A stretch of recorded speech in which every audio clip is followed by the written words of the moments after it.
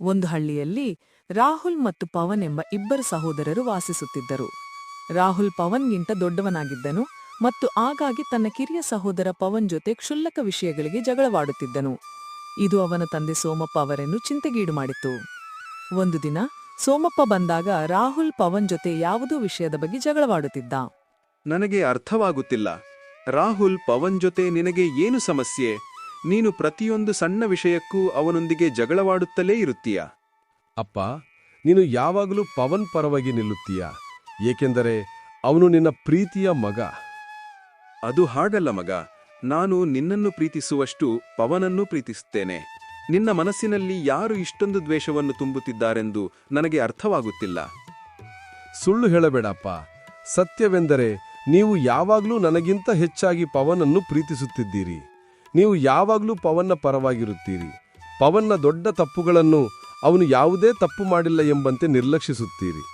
ಪವನ್ ಬಹಳ ಸಮಯದಿಂದ ತನ್ನ ಅಣ್ಣ ಮತ್ತು ತಂದೆ ವಾದಿಸುವುದನ್ನು ಕೇಳುತ್ತಿದ್ದನು. ಅವನು ರಾಹುಲ್ ಕಡೆಗೆ ನೋಡಿ ಹೇಳಿದನು, ಅದು ಹಾಗಲ್ಲ ಸಹೋದರ. ನಾನು ತಪ್ಪು ಮಾಡಿದಾಗ ಅಪ್ಪ ನನ್ನನ್ನು ಗದರಿಸುತ್ತಾರೆ. ಆದರೆ ನೀನು ನನ್ನನ್ನು ಏಕೆ ಇಷ್ಟೊಂದು ದ್ವೇಷಿಸುತ್ತೀಯಾ ಎಂದು ನನಗೆ ಅರ್ಥವಾಗುತ್ತಿಲ್ಲ. ನಾನು ನಿನ್ನ ಕಿರಿಯ ಸಹೋದರ. ನನಗೆ ಕಿರಿಯ ಸಹೋದರ ಇಲ್ಲ. ನಾನು ನನ್ನ ತಾಯಿಗೆ ಒಬ್ಬನೇ ಮಗ. ನನ್ನ ತಾಯಿ ತೀರಿಕೊಂಡ ನಂತರ ನನ್ನ ತಂದೆ ನಿಮ್ಮ ತಾಯಿಯನ್ನು ಮದುವೆಯಾದರು. ನೀವು ನನ್ನ ಸಹೋದರ ಎಂದು ನಾನು ಭಾವಿಸುವುದಿಲ್ಲ. ಪವನ್ ನನ್ನನ್ನು ಕೇಳದೆ ನಮ್ಮ ಹಳ್ಳಿಯ ಭೂಮಿಯಲ್ಲಿ ಧಾಬಾ ತೆರೆಯಲು ಯೋಜಿಸುತ್ತಿದ್ದ. ಮಗನೇ, ನಾನೇ ಅವನಿಗೆ ಅದನ್ನು ತೆರೆಯಲು ಹೇಳಿದೆ. ನೀನು ಯಾವುದೇ ಕೆಲಸ ಮಾಡುವುದಿಲ್ಲ. ಈಗ ನಾನು ವಯಸ್ಸಾಗಿದ್ದೇನೆ ಮತ್ತು ಪವನ್ ಕುಟುಂಬದ ಖರ್ಚುಗಳನ್ನು ಭರಿಸುವವನು. ಅದು ನನ್ನ ಭೂಮಿ. ನಾನು ಅದನ್ನು ಯಾರಿಗೂ ಕೊಡುವುದಿಲ್ಲ. ಹೀಗೆ ಹೇಳುತ್ತಾ ರಾಹುಲ್ ಕೋಪದಿಂದ ಮನೆಯಿಂದ ಹೊರಟು ಹೋದನು. ಅಪ್ಪ, ನೀನು ಅಣ್ಣನ ಜೊತೆ ಇಷ್ಟೊಂದು ಕೋಪದಿಂದ ಮಾತನಾಡಬಾರದಿತ್ತು. ಮನೆಯ ಖರ್ಚು ನಾನು ಭರಿಸುತ್ತೇನೆ ಎಂದು ಯಾಕೆ ಹೇಳಿದ್ದೀಯಾ? ಅವನಿಗೆ ತುಂಬಾ ಬೇಸರವಾಗಿದ್ದಿರಬೇಕು. ಅವನು ಎಲ್ಲಿಗೆ ಹೋಗಿರಬೇಕು ಎಂದು ನನಗೆ ಆಶ್ಚರ್ಯವಾಗುತ್ತದೆ. ನೀನು ನಿಜವಾಗಿಯೂ ಮುಗ್ಧ ಪವನ್. ನಿನ್ನ ಅಣ್ಣ ಪ್ರತಿದಿನ ನಿನ್ನ ಜೊತೆ ಜಗಳವಾಡುತ್ತಾನೆ. ಆದರೂ ನಿನಗೆ ಅವನ ಬಗ್ಗೆ ತುಂಬಾ ಗೌರವ ಮತ್ತು ಮೆಚ್ಚುಗೆ ಇದೆ. ಅವನು ನನ್ನ ಅಣ್ಣ. ಅವನಿಗೆ ನನ್ನ ಜೊತೆ ಜಗಳವಾಡಲು ಎಲ್ಲ ಹಕ್ಕಿದೆ. ಅಣ್ಣ ಅಷ್ಟು ಕೆಟ್ಟ ಮನಸ್ಸಿನವನಲ್ಲ ಅಪ್ಪ.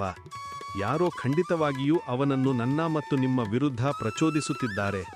ನಾನು ಚಿಕ್ಕವನಿದ್ದಾಗ ಅಣ್ಣ ನನ್ನ ಕೈ ಹಿಡಿದು ಶಾಲೆಗೆ ಕರೆದುಕೊಂಡು ಹೋಗುತ್ತಿದ್ದನು ಮತ್ತು ನನ್ನ ಒಳ ಉಡುಪುಗಳನ್ನು ಸಹ ಬಿಟ್ಟು ಹೋಗುತ್ತಿದ್ದನು. ನಿನ್ನ ಅಣ್ಣನ ಮೇಲಿನ ಈ ಪ್ರೀತಿಯನ್ನು ನೋಡಿ ನನಗೆ ತುಂಬಾ ಸಂತೋಷವಾಯಿತು. ಅಷ್ಟರಲ್ಲೇ ರಾಹುಲ್ ಕೋಪಗೊಂಡು ನೇರವಾಗಿ ಹಳ್ಳಿಯ ನಂಬರ್ 1 ಕುತಂತ್ರಿ ಬಳಿಗೆ ಹೋದನು. ಅವನಿಗೆ ಸೋಮಪ್ಪ ಬಗ್ಗೆ ತುಂಬಾ ಅಸೂಯೆ ಇತ್ತು ಮತ್ತು ಹಲವು ವರ್ಷಗಳಿಂದ ರಾಹುಲ್ ಕಿವಿಗಳನ್ನು ತುಂಬಿಸುತ್ತಿದ್ದನು. ಏನಾಯ್ತು ರಾಹುಲ್? ನೀನು ಮತ್ತೆ ನಿನ್ನ ಕಿರಿಯ ಸಹೋದರನೊಂದಿಗೆ ಜಗಳವಾಡುತ್ತಿರುವಂತೆ ತೋರುತ್ತಿದೆ. ಇವತ್ತು ನನ್ನ ತಂದೆ ಪವನ್ ಮಾತ್ರ ಕುಟುಂಬದ ಖರ್ಚುಗಳನ್ನು ಭರಿಸುತ್ತಾನೆ ಎಂದು ನಾನು ಏನೂ ಮಾಡುವುದಿಲ್ಲ ಎಂಬಂತೆ ಹೇಳಿದರು. ಹೇ, ನಿನ್ನ ತಂದೆ ನಿನಗೆ ಸ್ಪಷ್ಟವಾಗಿ ಹೇಳಿದ್ರು, ನಿನ್ನು ಪವನನ ಹಂಗಿನಲ್ಲಿ ಬದುಕುತ್ತಿದ್ದೀಯಾ ಎಂದು. ನೀವು ಅವರಿಬ್ಬರಿಗೂ ಹೊರೆ. ನಾನು ಇನ್ನು ಮುಂದೆ ಈ ಹಳ್ಳಿಯಲ್ಲಿ ವಾಸಿಸುವುದಿಲ್ಲ. ನಾನು ನನ್ನ ಕುಟುಂಬವನ್ನು ಬಿಟ್ಟು ಶಾಶ್ವತವಾಗಿ ಹೋಗುತ್ತೇನೆ. ಅಂತಹ ತಪ್ಪು ಮಾಡಬೇಡಿ ರಾಹುಲ್. ಇಲ್ಲದಿದ್ದರೆ ಪವನ್ ಎಲ್ಲ ಆಸ್ತಿಯ ಮಾಲೀಕನಾಗುತ್ತಾನೆ ಮತ್ತು ನಿನ್ನು ಬರಿಗೈನವನಾಗುತ್ತೀಯ. ನನಗೆ ವಕೀಲನಾಗಿರುವ ಸ್ನೇಹಿತನಿದ್ದಾನೆ. ನನ್ನ ಕೋರಿಕೆ ಮೇರೆಗೆ ಅವರು ಸಂಪೂರ್ಣ ಆಸ್ತಿಯನ್ನು ನಿನ್ನ ಹೆಸರಿಗೆ ವರ್ಗಾಯಿಸಬಹುದು ಮತ್ತು ಸೋಮಪ್ಪ ಇದರ ಬಗ್ಗೆ ಎಂದಿಗೂ ತಿಳಿದುಕೊಳ್ಳುವುದಿಲ್ಲ. ಸೋಮಪ್ಪ ನಿಧನರಾದಾಗ ನಿನ್ನ ಎಲ್ಲ ಆಸ್ತಿಯ ಮಾಲೀಕರಾಗುತ್ತೀಯ. ಅದರ ನಂತರ ನಿನ್ನು ಪವನನ್ನ ಹೊರಗೆ ಹಾಕುತ್ತೀಯ.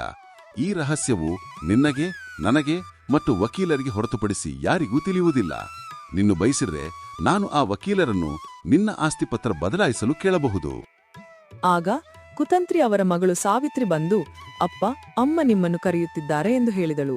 ಸಾವಿತ್ರಿಯ ಮಾತು ಕೇಳಿ ಹೀರಾಲಾಲ್ ಅಲ್ಲಿಂದ ಹೊರಟು ಹೋದರು. ಸಾವಿತ್ರಿ ಮತ್ತು ರಾಹುಲ್ ಪರಸ್ಪರ ಪ್ರೀತಿಸುತ್ತಿದ್ದರು. ನಿನ್ನ ಮತ್ತು ತಂದೆಯ ನಡುವೆ ನಡೆದ ಎಲ್ಲವನ್ನೂ ನಾನು ಕೇಳಿದ್ದೇನೆ. ಒಂದು ಕೆಲಸ ಮಾಡು. ನಾಳೆ ಅಪ್ಪನೊಂದಿಗೆ ಆ ವಕೀಲರ ಮನೆಗೆ ಹೋಗಿ ಆಸ್ತಿಯನ್ನು ನಿನ್ನ ಹೆಸರಿಗೆ ವರ್ಗಾಯಿಸಿಕೋ. ನೀನು ಹೀಗೆ ಮಾಡದ ಹೊರತು ಅಪ್ಪ ನನ್ನನ್ನು ನಿನಗೆ ಮದುವೆ ಮಾಡಿಕೊಡುವುದಿಲ್ಲ. ಕೈಯಲ್ಲಿ ಏನೂ ಇಲ್ಲದ ಹುಡುಗನಿಗೆ ತಂದೆ ತನ್ನ ಮಗಳನ್ನು ಏಕೆ ಮದುವೆ ಮಾಡುತ್ತಾನೆ?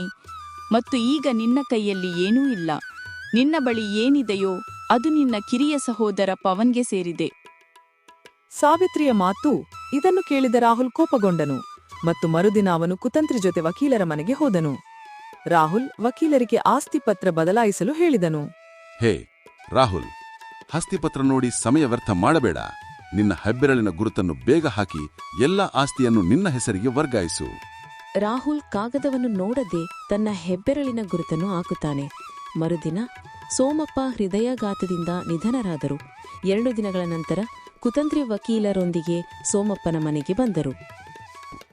ಇದು ನಿಮ್ಮ ತಂದೆಗೆ ಸೇರಿತ್ತು. ಸೋಮಪ್ಪ ಅವರ ಮರಣದ ನಂತರ ಇಂದಿನಿಂದ ನಾನು ಈ ಮನೆಯ ಮಾಲೀಕ. ಆದರೆ ಆ ಆಸ್ತಿ ನನ್ನ ಹೆಸರಿನಲ್ಲಿ ಮಾಡಲ್ಪಟ್ಟಿದೆ. ಆ ಆಸ್ತಿ ನನ್ನ ಹೆಸರಿನಲ್ಲಿತ್ತು, ನಿಮ್ಮ ಹೆಸರಲ್ಲ. ನಿಮ್ಮ ತಂದೆ ಈಗಾಗಲೇ ಎಲ್ಲ ಆಸ್ತಿಯನ್ನು ನಿಮ್ಮ ಹೆಸರಿಗೆ ವರ್ಗಾಯಿಸಿದ್ರು ಮತ್ತು ವಕೀಲರಿಗೆ ಇದು ತಿಳಿದಿತ್ತು ಮತ್ತು ನಿನ್ನ ಹೆಬ್ಬೆರಳಿನ ಗುರುತನ್ನು ಹಾಕಿ ಅದನ್ನು ನನ್ನ ಹೆಸರಿಗೆ ವರ್ಗಾಯಿಸಿದ್ದೀಯಾ.